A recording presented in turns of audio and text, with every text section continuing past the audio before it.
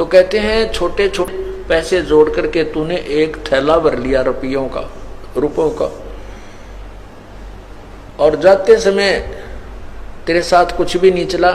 पहले क्या करते थे, बैंक तो होते नहीं थे, और जिसके पास 100, 200, 500, 1000 रुपये हो जाते उसको एक थैले में डालकर जमीन में दाब दिया करते, कहते कहीं को चोर ना उठा ले जाए, और उसको दबा करके भूल जाते कहाँ सी दाब रखा है। फिर वो मर जाता अचानक बूढ़ा, सोचा करता बाद में बताऊंगा, बच्चे जब कहीं बर्बाद ना कर दें अभी से। वो बूढ़ा मर जाता, फिर पैसे साथ ले जाता, नहीं ना दान कर पाता। फिर उसको मरते समय याद आती को होते तो पैसे दब रहे थे यहाँ पर, बता वो सकता नहीं क्योंकि उसकी जुबान बंद हो जाती है। जो भक्ति नहीं करते अंत समय में उस प्राणी की जुबान बंद करता है, ये काल के दूत आकर के कहीं यू राम नाम ना ले ले, अंत समय में कहीं इसको कोई भगवान की याद ना दिला दे, इसका जुबान बंद कर देता है और उसकी वृत्ति इतनी प्रबल परिवार में फंसा देता है। कभी लड़के को देखता, मेरे मन में बोल नहीं सकता मेरे छोटे बेटे का क्या होगा, उसका तो एक मकान भी ना बना है, उसका तो ऐसे भी नहीं है, मतलब इस तरह की वृत्ति में वो उड़ज करके और उसको वहीं वापस पशु पक्षी बनाकर भेज देता है काल। जिसमें ये प्राणी जो भक्ति नहीं करता उसकी मृत्यु होती है, देखना कैसे होती है, उसकी जुबान बंद हो जाती है, खींच कर श्वास आता है, क्योंकि जब गिनती के श्वास दिए हुए हैं भगवान ने, और जब श्वास रह जाते हैं कुछ शेष थोड़े से ही, उसी समय यमदूत आकर के इसके अंदर से इसकी जो है ना टीटवी दाब देते हैं, गर्दन दबा देते हैं, जुबान बंद कर देते हैं, जैसे जुबान को पैरालिसिस हो जाता है ऐसा कर देते, पूरा शरीर को ही पैरालिसिस टाइप हो जाता है। और फिर वो गिनते हैं उसके श्वास कितने शेष रहते हैं इसके, वो फिर खींच कर सांस लेता है, तो वो गिनते रहते हैं अब इतने रह चुके हैं, वो पूरे होते ही वही बटन दबाकर उसको ले जाते हैं। उस समय उस यमदूत दिखाई देते हैं, उसको बेहोश हो जाता है और वो डरता है, शरीर को छोड़ जाता है, टट्टी पेशाब निकल जाती है भयभीत होकर के। आप देखना जो परमात्मा की भक्ति करते हैं उनकी मृत्यु देखना, जब उसका पेशाब और टट्टी और आंखें भी आसानी से शरीर निकलता, उसको कोई पीड़ा नहीं होती। और जो भक्ति नहीं करते ऐसी दुर्गति होकर मरता है वो।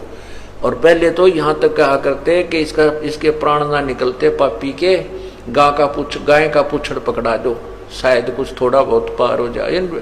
ये टोटके है करवाया करते ये मूर्ख लोग। फिर कहते गंगा का जल ला दो, इसमें गंगा का जल गिर दो, इसका पंडा छूट जाता है, पीछा छूट जाता है। तो इस प्रकार भक्ति करने और ना करने वाले में बहुत अंतर है। परमात्मा कहते हैं आए हैं सो जाएंगे भाई राजा रंग फकीर, एक सिंहासन चढ़ चले एक जूड़े जा जंजीर।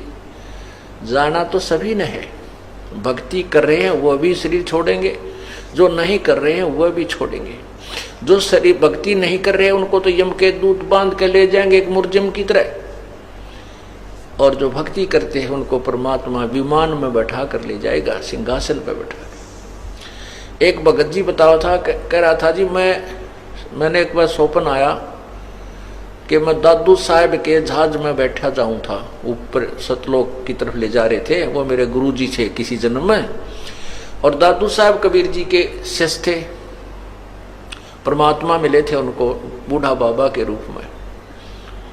तो दादू साहब के जहाज में बैठा जाऊं था, और हमारे गांव की बहुत लंबी चौड़ी बनी थी, वहां पर बनी यानी जंगल होता है, और वहां मैं बालक से थे जो वहां आया करते, उसमें जाल होती थी पहले, उनका पील लगा करती, एक फल होता है जाल का पेड़ होता है, और वहां और भी बहुत से हमें खेला कूदा करते बचपन में। वो दिख गया मैंने जहाज में गए, और मैं नो देखने लग गया, रे मैं तो यहाँ घूमा करता, यहाँ पर ऐसा खेला करता।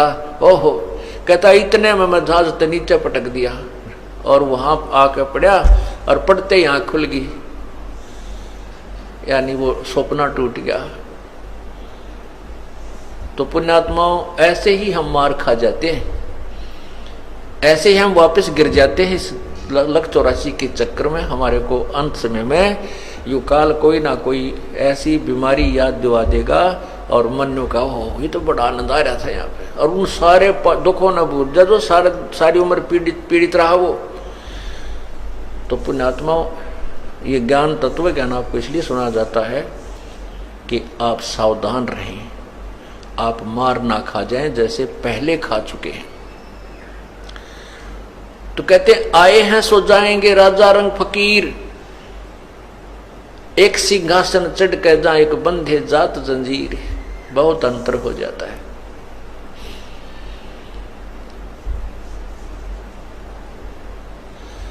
तो इसलिए क्या कहते हैं परमात्मा के,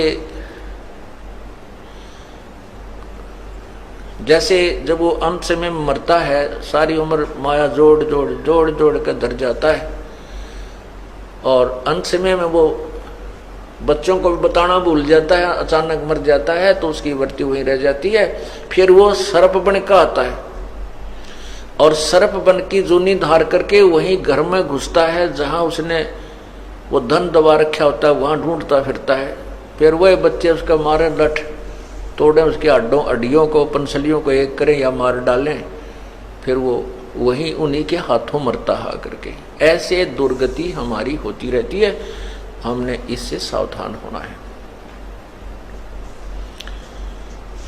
तो क्या बताते हैं, कौडी कौडी माया जोड़ी जोड़ भरा एक थैला रे, खाली आया खाली जागा संसार लेना थैला रे। एक जगह शमशान घाट पर देखा था, याद नहीं आ रहा कहां पर लिखा था, उसमें लिखा था शमशान घाट इधर है, और नीचे एक श्लोक लिखा था कि ए भोले इंसान याद रखना कि कफन का जेब नहीं होती, कफन का जेब नहीं होती। जब तू यहाँ आएगा तेरे साथ कुछ नहीं आएगा, और जिस पर एक सिंगल कपड़ा तेरे ऊपर डाला जाएगा वो उसका जेब भी नहीं होगी, अर्थात तू कुछ नहीं ले जा सकेगा।